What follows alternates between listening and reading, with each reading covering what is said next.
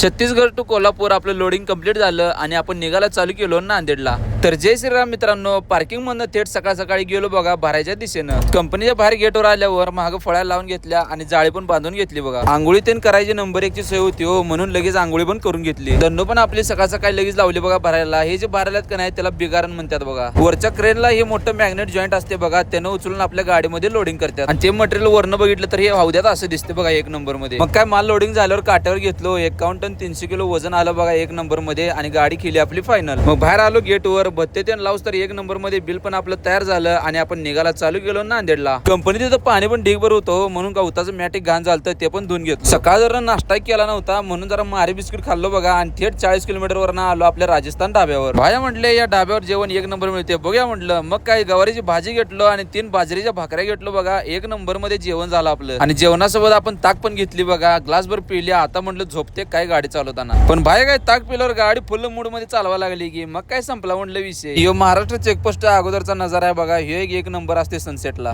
मग आलो बॉर्डरला, तिथं आल्यावर काय मामानं आपल्या गाडीला मस्तपैकी लिंबू मिरची मारली बघा। मग दंडोला घेतलं काट्यावर, 50.5 टन किलो वजन आलं बघा, 700 किलो वजन कमी दाखवालतं। तर मित्रांनो आपण एका रात्रीत पोहोचतोय नांदेड मध्ये। तर चला आता भेटूया उद्या सकाळी नांदेड मध्ये।